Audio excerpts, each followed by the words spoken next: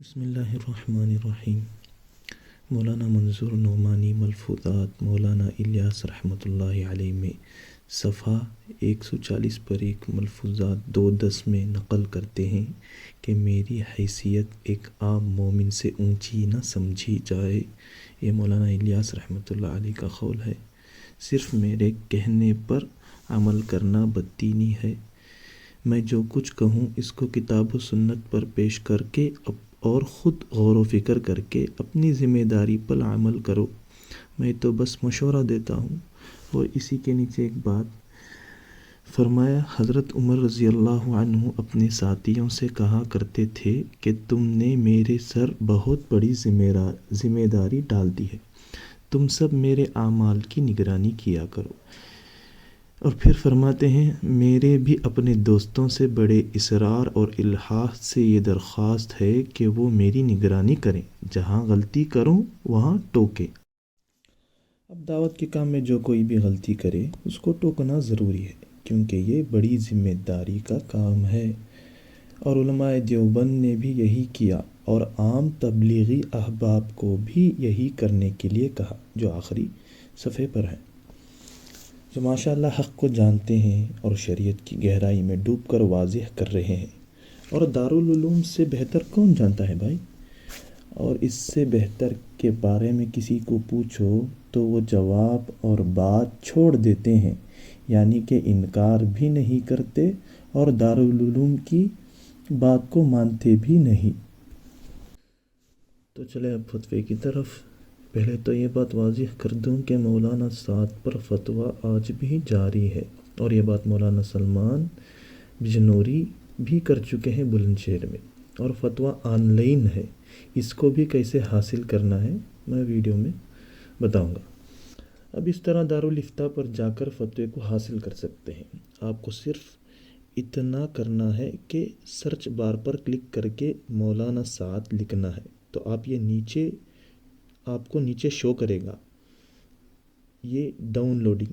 آپ اس down loading پر click کرنا ہے اور اس کو براہ راست آن لائن حاصل کرنا ہے۔ یہ سب اس لیے ہے کہ لوگ آج کل دارالعلوم کے فتوے کو جھوٹا بتا رہے ہیں، سعد صاحب کی الٹی کو سیدھی کرنے کے لیے۔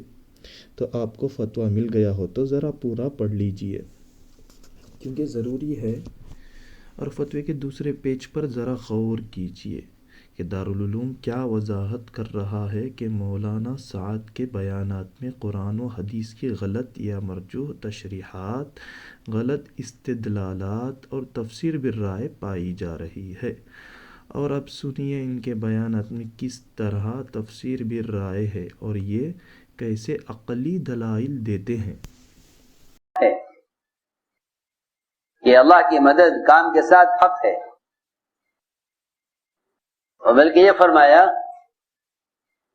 کہ جس شخص کا خیال یہ ہو کہ اللہ رب العزت اپنے بندے کی مدد نہیں کریں گے، اس کو چاہیے کہ وہ اپنے گھر کی چھت میں رسی کا پھندا ڈالے اور اپنی گردن پھنسا کر خودکشی کر لے۔ یہ اس کا علاج بتلایا، اس کا علاج بتلایا قرآن نے، کہ جس کو اس بات کی الجھن ہو کہ مدد کیسے ہوگی ان کی، کہ اس کی الجھن اس طرح ختم ہوگی کہ وہ گھر کی چھت میں رسی کا پھندا لٹکائے، وہ گلا پھنسا کر خودکشی کر لے۔ فَلْيَنظُرْ هَلْ يُذْهِبَنَّ كَيْدُهُ مَا يَغِيظُ، کہ اس کو جو الجھن ہے۔ تو اب ظاہر ہے کوئی شخص معنی کے طور پر عربی محاورے کے مطابق ایسی مثال دے سکتا ہے، مگر یقین کے حساب سے یقینی طور پر حکم یا ترجمہ اس طرح سرعام نہیں کر سکتا۔ یہی تو تفسیر بالرائے ہے، یعنی عربی لغت جان جانے سے کوئی مفسر نہیں بن جائے گا۔ تو اب چلیے ڈاکٹر اسرار احمد رحمۃ اللہ علیہ کا مثال سمجھانے کا طریقہ بھی سمجھ لیں اور ترجمہ بھی۔ والآخرة فلیمدد بسبب إلى السماء ثم لیقطع فلینظر هل یذهبن کیدہ ما یغیظ۔ یہ آیت مشکلات القرآن میں سے ہے، بہت سے مختلف انداز میں اس کی تعبیرات کی گئی ہیں، لیکن میرا دل ٹھکا ہے اسی تعبیر پر کہ جو موضح القرآن میں شاہ عبد القادر دہلوی رحمۃ اللہ علیہ نے کی ہے، اور میں اسی کو وضاحت کے ساتھ پیش کر رہا ہوں۔ جو شخص دین کے لیے خدمت کر رہا ہو، دین کے لیے لگا ہوا ہو، کام کے اندر داعی ہے یا اس کسی داعی کے ساتھ ہے، اب اس کے لیے یہ ہوتا ہے کہ ایک تو امید ہوتی ہے کہ اللہ کی مدد آئے گی، آج نہیں تو کل آئے گی، کل نہیں تو پرسوں آئے گی۔ اگر کسی وجہ سے انسان حالات کو دیکھ کر اتنا مایوس ہو جائے کہ اللہ کی مدد کی اسے امید نہ رہے، یہ چیز پھر اس کے لیے بہت بڑی ناکامی کا سبب بن جائے گی۔ امید پیوست رہ شجر سے امید بہار رکھ، اللہ سے مایوس نہیں ہونا چاہیے۔ نہ لا تقنطوا من رحمت اللہ، ٹھیک ہے دیر ہو جائے کوئی حرج نہیں، لیکن یہ کہ یہ اللہ کی مدد آئے گی، اللہ جو ہے نصرت فرمائے گا، اللہ تعالیٰ ہماری مدد کرے گا۔ والذین جاہدوا فینا لنہدینہم سبلنا، جو لوگ ہماری راہ میں محنت کریں گے، جدوجہد کریں گے، ہم لازماً انہیں اپنے راستے دکھائیں گے۔ یہ اللہ کا پختہ وعدہ ہے، ان وعدوں پر یقین رکھنا چاہیے۔ لا انک لا تخلف المیعاد، اے اللہ ہمیں یہ اندیشہ نہیں ہے کہ تو اپنا وعدہ پورا نہیں کرے گا، خلاف کرے گا، ہاں ہمیں اندیشہ ہوتا ہے کہ ہم تیرے وعدوں کے مصداق بن سکیں گے یا نہیں، ان کا مصداق بننے کی شرائط پوری کر سکیں گے کہ نہیں۔ یہ کیفیت بندے کی رہنی چاہیے، اللہ تعالیٰ کی مدد سے اور اللہ تعالیٰ کی نصرت سے مایوس کبھی نہیں ہونا چاہیے۔ تو اس کی ایک مثال دی ہے کہ اگر کوئی شخص کسی رسی کے ساتھ کہیں اوپر سے ایک رسی ہے اس کو اس نے پکڑا ہوا ہے، تو تب تک تو یہ کہ تھاما ہوا ہے، یہ اللہ تعالیٰ کے ساتھ ہے نا، حبل اللہ حبل اللہ، یہ قرآن جو ہے القرآن حبل اللہ الممدود من السماء الی الارض، اسی طرح امید اللہ سے رکھنا، رجا رکھنا، یہ بھی گویا کہ ایک معنوی رسی ہے کہ جو اللہ تعالیٰ کے ساتھ ہمیں جوڑے ہوئے ہے۔ جب تک یہ رسی رہے گی ہمیں سہارا رہے گا، جب یہ رسی کاٹ دیں گے ہم، وہ امید منقطع کر دیں گے، تو سوائے اس کے اور کیا ہوگا کہ زمین پر رودے منہ گر جائیں گے۔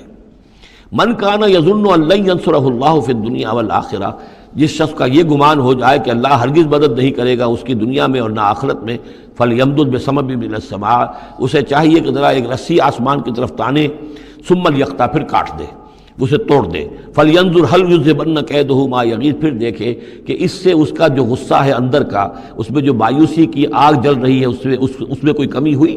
یعنی جب تک وہ رسی ہے کچھ نہ کچھ امید تو رہے گی، تو اس امید جو ہے اللہ پر اور اللہ کی نصرت اور اللہ کے وعدوں پر جو یقین ہے اس کو برقرار رکھو، یہ تمہیں سہارا دے گی۔